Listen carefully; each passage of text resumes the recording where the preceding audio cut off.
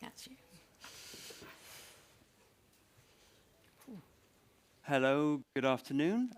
My name is Mark Scott. I'm the Chief Tech Correspondent. I have the joy of getting everyone back after the coffee break. So I hope everyone got their coffee and had a biscuit or sandwich to keep them going.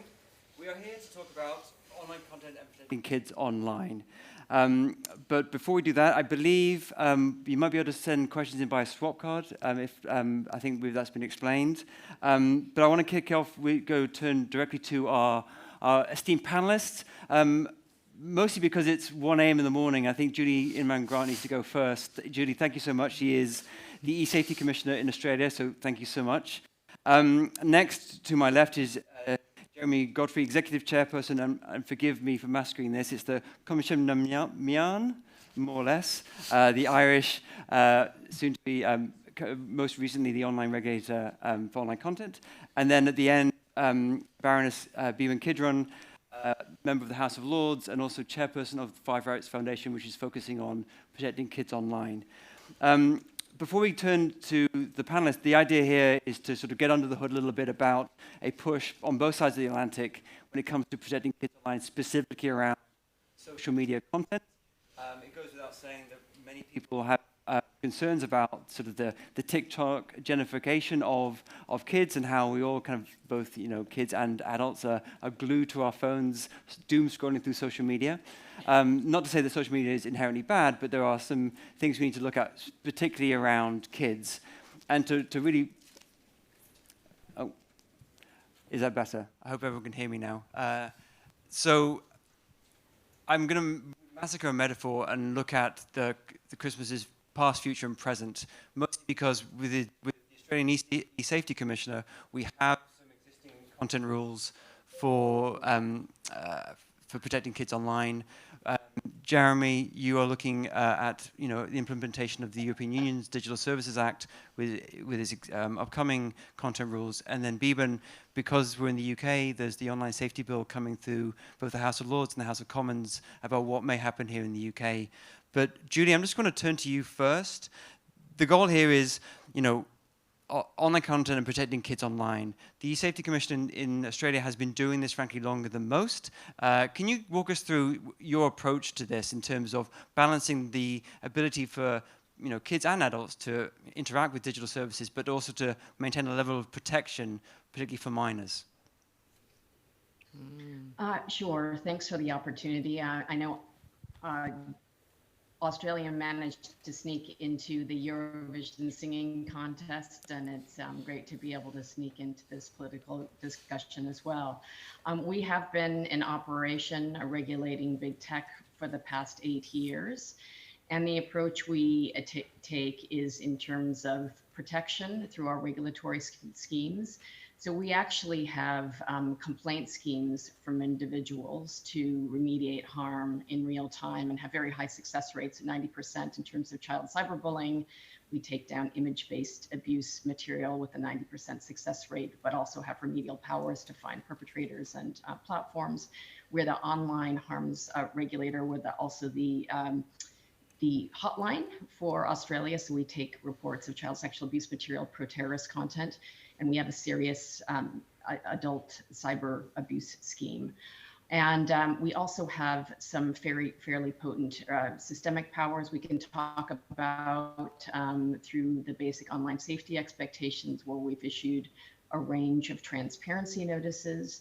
And we've just announced that after 2 years of negotiation, we're issuing mandatory codes around proactive scanning of child sexual abuse material, TVEC, against 5 sectors of the community. We're moving to standards in 2, and we're asking the search engines to make sure it's fit for purpose for generative AI.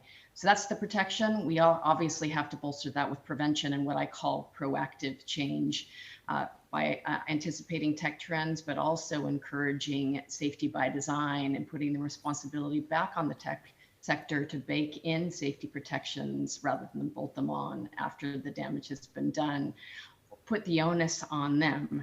And I think about the word onus, it means on us. But to date, the onus has been on individuals and now governments and society to deal with these harms. So I think it's great to see that both the UK and with the DSA and Ireland are coming on board to be part of the solution. Jeremy, I'm going to turn to you because I would be remiss. It's not just the Digital Services Act. We also have you get all super wonky, the Audio Visual Media Services Directive, to be technical about sort of looking at some of the online platforms. Judy's just given us a very brief overview of sort of what the Aussies are getting up to. But in terms of the Irish's role and the Commission's role, both within the existing rules as well as the Digital Services Act, how are you approaching that balance between allowing, people and particularly kids to access services when needed, but also to protect them from some of the harmful content that Judy just mentioned? Yeah, thanks very much, and thank you for inviting me to be on the panel. So our role as the sort of newly established online safety regulator that goes with our kind of media regulation and media development role that we've had is largely, I think Julie talked about systemic issues. So it's about regulating how platforms, how the online service providers deal with the risks of harmful and illegal content online. And as you say, there are kind of two pieces of European law that underpin what we do. So the Digital Services Act sets out a number of rules, a number of obligations on them. Some of them, and they're kind of high level. So, for example, under the Digital Services Act, particularly in respect of children, there's an article that says, online providers must provide a very high level of safety and privacy for children, and we will be enforcing those obligations in partnership with the European Commission. So there are some obligations that apply to the very large platforms, which the Commission will enforce. The large platforms being Meta, so YouTube. So these are people with more than 45 million monthly users in the EU. And so the Commission announced, I think there are 19 services. So Facebook, Instagram, Twitter, YouTube, Google search, those things. But of course, there are also other platforms too. And some of them are also video sharing platforms. And for the video sharing platforms, we will be setting some rules. So we will be adopting by the end of this year a binding online safety code. And again, another big issue of that in the online safety code will be the protection of children. And we'll be issuing a call for inputs on that later this month or early next month. I'd maybe just highlight a couple of the issues that we see are relevant here that we're going to be asking about. So one is about age verification. So over the last few months, we've been engaging a lot with civil society, engaging with some of the platforms, engaging with experts like Biban, and learning a lot from Julie as well. So certainly on age verification, we'll be very interested in what people think about. There are different forms of age verification, so you can just ask people what their age is, you can ask them what their age is and use some AI to see whether they're telling the truth, up to much more rigorous forms of age verification. So we'd be interested to know, of the different forms of age verification, coupled with what types of content do you allow on your platform, and how effective are you in policing that? How should those two things fit together? And then another issue we're quite interested in is what I'd call toxic feeds. So there's been a lot of people talk a lot about harmful content, but I think one of the things people have said to us is sometimes an individual piece of content might not in itself be harmful, but when it's aggregated through a recommender system into a feed, if the only thing you're seeing is content that suggests it's a great idea to have an unattainable body shape, then that's what starts to make people, that becomes the gateway into eating disorders or self-harm. And similarly, it can become a gateway into radicalization. So those are just two of the sorts of issues that we'll be asking about to see how might we deal with those in our online safety code. So I just want to put a pin in both age verification and some of the systemic recommender system issues, which I hope we're going to come back to in a minute. Biban, I'm going to turn to you because you're not a regulator on a panel that's all about regulation and how we enforce this. The online safety bill still hasn't been done. The House of Lords is doing its work. The House of Commons is going to come back and look at it. Particularly in relation to children, because we are looking in this context around kids. Where do you think the OSB right now stands, and what do you want to see added, particularly when it comes to, say, the age verification that Jeremy mentioned? Okay. So I think what it does as it stands is it brings in a very good regime of risk assessment. You know, no longer throw it out there and then see what harm it does. Look at it, you know, in advance. It sets out a bunch of child safety duties, and then it actually gives Ofcom really quite strong powers of information gathering, transparency, and then subsequently enforcement if they don't like it. So I think that that regime is widely liked and pretty solid as it is. I think where the conversation still is, and we're about to get report stage, and for those who don't know, that's when all the voting happens. So there's a lot of negotiations going on right now, and those are around, first of all, what do they mean by harm? And I think Jeremy's just raised it. Harm is not only the content, but the way, the amount, also the functionality very often is a risk factor. So where is the harm? And I think we want to see that on the face of the bill, and we want to make sure that the harms inherent in the system that could just be better design, better product design, is what we want to see fixed. I think not only age assurance or age estimation, age verification, or there will be definitions in the bill of those things, but actually to make sure it is both measurable and that they're rules of the road. And I think the rules of the road are really important, because we don't want age assurance to be a way of future targeting kids, of further grabbing data. So we have to be sure that they're private and they're secure and they're inclusive, and they're actually not used to kick kids off the internet. And then finally, we are expecting some movement around access to data for bereaved parents. We've got a terrible situation where when something goes wrong, you know, parents battle for years and years and years. Coroners don't get the information they need, and the companies are not fully complying. So I think we're going to see a bit of that. So I'm a policy wonk at heart, and I love talking about age assurance and age verification and sort of systemic risk and recommender systems. But in the end, this is about protecting, at least in this context, kids online. Julie, can we just come to you and, you know, without getting too graphic, can you give us a sense of the potential harm we're dealing with here? Because as much as, again, the policy wonk in me wants to talk about these complex and difficult and unwieldy topics, this is about, in the end, keeping kids safe online. And you and your colleagues look at this on a daily basis. And can you give us some context on exactly what are we talking about here? Yeah, I just sat down with my investigators today. I've got about 50. And when you think you've had a bad day, I think about them walking in every day and looking at child sexual abuse material and beheading, decapitations and that sort of thing. Or well-being is really important. But increasingly what we're seeing is, young children in the light of day, in their kitchens, in their lounge rooms, being remotely coerced into performing unimaginable sexual acts for live streams of more than 100 viewers. So we refer to this, as does the IWF, as self-generated content, and it's literally flooding our reporting queues daily. We've had a tripling of sexual extortion reports over the first quarter of this year, and these are generally targeting young men between the ages of 18 and 24. And these are backed by organized crime using fake and imposter accounts. And, we've seen timelines where a child is or a young person is sitting in their room, they're contacted on Snap or Instagram.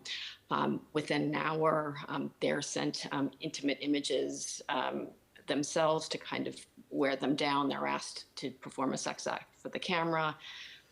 The moment they do that, that's shotted or capped, and they're extorted for money. And we've seen it happen. It started at 8:07, and by 12:23, that distressed teenager has taken his life. We're seeing primary school kids that are now being bullied. 8 years ago, the average age was 14. Now it's around 10 or 11. And part of this is a byproduct of COVID, when we were all struggling to manage online work and online schooling. Parents have been giving their kids smartphones and letting them on TikTok at 8 or 9. Once that happens, you can't ratchet it back. So we have much younger kids reporting serious cyber abuse to us. In fact, we just issued 6 end user notices to 14-year-olds who were piling on a young girl with rape and death threats. So it's pretty gnarly out there. And what young people are experiencing is not what childhood should look like. Peeben, can I just turn to you, and again, not to get sort of too gratuitous here, but this isn't just an issue that affects kids, and particularly those kids who sort of, potentially sort of take their own lives over this issue that Julie just mentioned. You've worked quite closely with the Molly Russell family. Can you just give a sense, particularly in terms of the impact on the wider family and that case in particular? Yeah, and I think it's really important. I mean, I absolutely agree with Julie, and everything she says happens here also. But I think that one of the things that sitting in the inquest of Molly Russell really explained to the world was that actually it's not... Could you just explain who Molly Russell Sorry, is? beg your pardon. Molly Russell is a 14-year-old girl who took her own life after 6 months in which she was hounded by really depressive content, followed by self-harm content, followed by pro-suicide content. And I think that was the point. It was just the volume of material, and then a lot of it didn't reach the bar of so-called harmful content, but what it did was undermine, and I think that the best way of explaining it is it radicalized her into despair, and she took her own life. And what was interesting about that case is it was the first time that a child's experience had been seen fully in court, so you could see the full gamut of what she'd been shown. And I have to say, there was not a dry eye in the House, including in the media gallery. And all of those journalists who saw the material sort of at some point looked away. Court officials had to be led out of the room, and yet the Meta lawyer stood in the middle of the room and defended how certain images were suitable for a 14-year-old.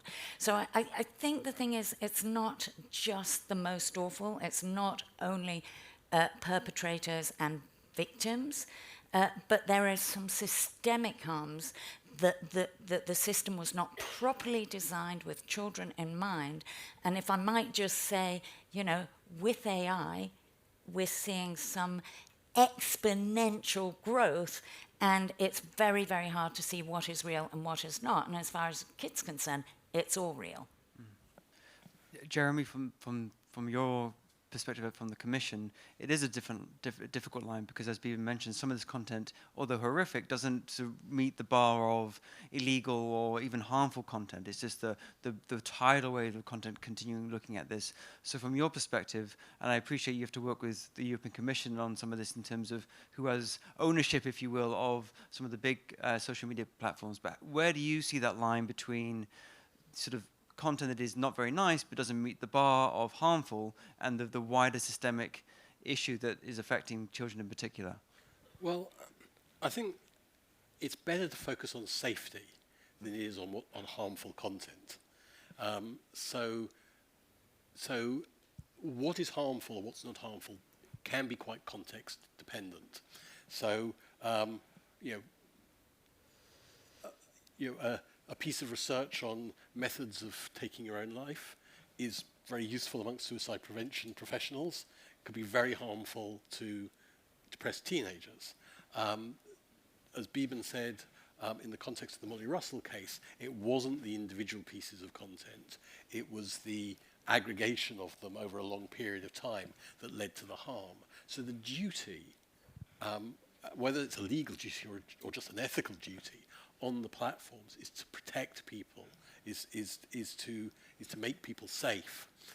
So when it comes to the kind of regulatory response, the duty in the DSA is to provide a high level of safety and a high level of privacy for young people. Under the other, it's something similar under the other European legislation.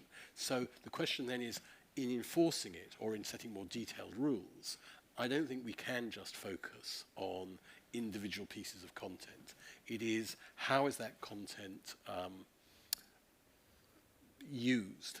So what, as a regulator, you then have to think about what is exactly the rule you would write, but something around saying that the platforms, it's their recommender systems. They're the ones who've designed them. So if they're not designed in a way that prevents them from producing a toxic stream of content, which in aggregate is harmful, then that is then that hasn't been designed with safety in mind. As you say, we want the safety by design. Somehow that has to be maybe retrofitted to all the services that currently exist. But I think it's a mistake. Sorry to come back to your answer. It would be a mistake to say this is really just about identifying individual harmful pieces of content and getting them taken down. It's not. It's about making sure that the services are safe. So again, just to paraphrase, it's not about the content; it's about the system. Yeah, it's about the whole context of the content. Because somebody said to me, a piece of harmful content that nobody sees can't cause much harm. A piece of harmful content, or even less than harmful content, that is promoted to lots of people alongside other content that in aggregate is harmful, can cause a lot of danger. Bevan? Yeah, and it's worth just thinking about harm not online. So, for example, someone rang me on the second day of committee and said, "I'm listening, please keep going, please keep going. I am a barrister. I represent 90 young men who have done sexual acts of violence in Freshers' Week because they thought that was normal because they were brought up on porn." Yeah? That is a curse for the people to whom they did the sexual violence. It is a curse on their own lives. And she was trying to describe a victimization on both sides. And at the same time, we see design flaws and in the system. So, for example, it might be absolutely fantastic to know where you are for Google Maps, but it might be very, very dangerous to have a real-time location of a child at all moments without them being conscious that you do. So I think there's a different mindset about saying, okay, here's my product. It's like any other product in the world. We have to make it safe by design, and we have to keep on checking that as it develops. And that is not what regulation has done. And Julie's been magnificent in trying to get people to think like that. And we all have to follow suit. So it feels like we're agreeing too much on the panel. So I'm going to sort of take a more different approach. Julie, I'm going to turn to you. More recently, you and your colleagues laid out some of the issues you thought the social media companies had in particular looking at for child sexual abuse material and what they weren't doing. When I talk to industry people, they say, well, that's fine, but some of these services are encrypted. There's a privacy debate to have. If we start scanning everyone's content, most of that will not be associated with this awful, awful material. And therefore, there's a privacy concern that as much as everyone wants to keep kids safe or everyone safe online, we also need to protect people's privacy. I mean, as someone who's worked for tech companies, Twitter and Microsoft included, what is your response to that? That yes, we want to keep people safe, but we also need to protect people's privacy online. Well, I think it's a false binary to pit privacy against safety. I mean, Apple has just shown that they can use client-side scanning, nudity scanning through their new communication safety tool. If they wanted to, they could use that same technology and apply it towards images of child sexual abuse material. Microsoft, who helped invent PhotoDNA and now license it, has just put out an advisory around PhotoDNA and refers to it as privacy protective. So all of these services scan for malware, they scan for viruses the same way that they are scanning digital fingerprints or hashes for known child sexual abuse material. Now, I think we all know that one of the key challenges where AI will be a very positive use case is scanning for first generation child sexual abuse that is happening on these platforms daily. Video is much more difficult. We also found out through our Bose transparency notices, which we suspected that live stream child sexual abuse material, so live streaming, none of these tools are being applied towards that either. It's quite expensive, even if they just take a few. But on Skype, you can use a simultaneous translator. So to say that you can't take a shot and de-anonymize it, I just think they put it in the too hard basket, and it's up to us as governments to shine a light on where they're falling down. These are live crime scenes openly happening on their platforms, and I'm talking Google Drive and iCloud and OneDrive that aren't necessarily encrypted. Peter, I'm not going to ask you to speak for the UK government. No, please don't. But both WhatsApp and Signal, two encrypted messaging services, said they have some significant issues with the online safety bill here in the UK because of that encryption question. Do you agree with Julie in terms of that's a false binary? I do think it's a false binary, and I do want to emphasize that there is so much more we could be doing before we get to this crux of let's break encryption, which actually, for the record, I'm against. But here's a really stupid, for example. If you leave a group on WhatsApp, the administrator knows, right? Loads of kids are trapped in groups, bullying, sexual bullying, the lot, and they can't leave because their perpetrator will know. How about changing that before we get to the big binary? And there are dozens and dozens and dozens, and as Julie says, lots of things that are not encrypted. I mean, I consider myself a privacy campaigner, a privacy of children campaigner, and I think a lot less material would be floating around if we afforded children a great deal more privacy. So I do think this binary is terribly convenient for the companies, and I think it's been fueled by a lot of poor academic thinking paid for by the companies. Before we get on to the topic of the day, AI, which seems to come up continuously, Jeremy, I want to ask you a question in terms of your relationship with the Commission, because, again, not to bore everyone in the room with the wonkery of how the European Union works, the Commission, because of its role within the Digital Services Act, is going to play a quite large enforcement role when it comes to the biggest social media platforms and search engines like Google and Facebook. But because those companies mostly sit in Ireland, the Commission is also going to play a role. If there is an issue with one of the companies that has a headquarter in Dublin or in Ireland, who gets the first shot, if you will, when it comes to both looking at that issue and then enforcing any potential issues? Okay, so let me start off by saying I think it's another false binary in that they're not competing regulators. It's a partnership involving national authorities and the Commission, and of course we're probably one of the most significant of the national authorities because of the presence in Ireland of so many of the large platforms and search engines.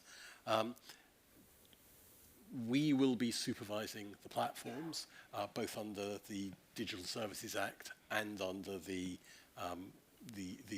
video sharing platforms. So we'll be having, doing that kind of daily monitoring, making sure we understand what they're doing, what are their trust and safety practices, gathering data on compliance and so forth. So that kind of compliance monitoring and comes a long way before enforcement. So we'll be doing those things.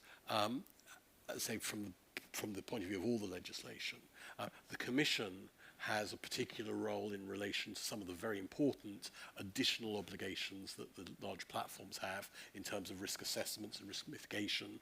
But there are a lot of other very important obligations that everybody has. When it comes to enforcement so the Commission has the sole role to enforce has someone done a risk assessment? Is it good enough? Are the mitigations effective? But questions like say the protection of minors, is a platform acting expeditiously when it's notified of illegal content?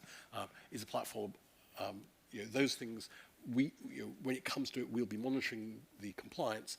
If there's a need for enforcement action, then we and the Commission will need to talk about which of us is better placed to take that enforcement action.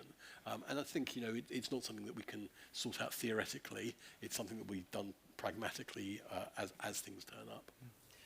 Now, with the 4 minutes left, I'm going to do a quick fire round on AI, the most overhyped tech topic of the day. Julie, Beeban, and Jeremy, let's go just some practicalities here. From your perspective, when it comes to any use case of AI, what are you seeing now that you didn't see 6 months ago? What is the issue that really is meaningful now rather than, say, 5 years in the future? Julie, to you first. Yep, we're already seeing pedophiles scraping imagery of children, faces and bodies from social media using generative AI tools to create child abuse imagery according to their predilection. We're already getting deepfake porn reports, which are image-based abuse scheme covers. But what I'm really concerned about is the large language conversational AI models that will, engage with people in terms of manipulation and coercion. So sexual extortion on steroids, scams that aren't discernible to the naked eye, grooming, and other forms of manipulation, even, avatars on Roblox selling advertising to children. I'm not sure how to follow that. Beeban, to you, and ask you to keep it relatively short, please. Yeah, no, I think that I'll just say two things. One is that what Julie describes, I saw 8 weeks ago, 8 weeks later, I saw it, and it was unbelievably better. Or worse, depending on which way you look at it. But the real issue, I think, is scale and speed. And I think all the people in this room that think they're going to be able to tell the difference between a real piece of information and a made-up one are mistaken. Jeremy, from a regulatory perspective, in terms of dealing with these topics at a systemic level?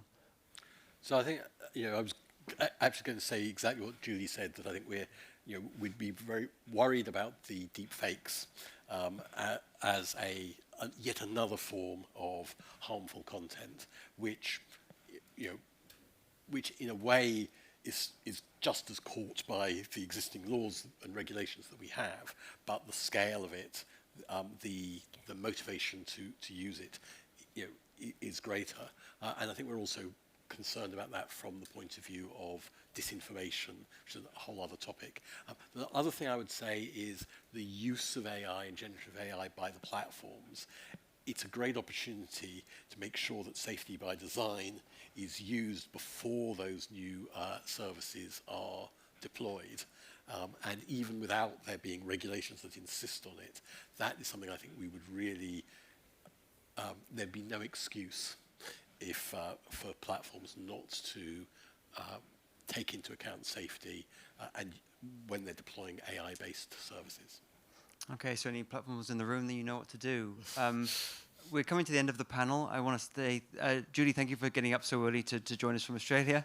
Beeban and Jeremy, thank you for being on the panel. I think what I took away from this is there's a lot of agreement between regulators and politicians about what needs to get done on a systemic level, and the idea of looking at this at a censorship or online content is a bit too micro, and looking at a macro level in terms of designing the platforms better rather than censoring content is probably the best way to look at this. I also was struck how we haven't really taken a US context in this, mostly because we don't have a US person on the panel. Judy, I'm seeing you as an Australian in this context, forgive me. And how we are missing the US at the moment. Yeah, there doesn't seem to be much of a conversation going on in Washington about this compared to, say, Dublin, London, Canberra, or Brussels. So that's something to keep in mind going forward. Lots of conversation, no legislation. Oh, that's it. So with that, I would like to say thank you to the three panelists for joining us. To everyone in the audience, please take your seats. Next up, we have my boss, Jamil Andolini, the Editor-in-Chief Editor-in-Chief of Politico Europe, interviewing Alexander Bunyakov, the Deputy Minister for Digital Transformation from Ukraine. So thank you so much. Yes.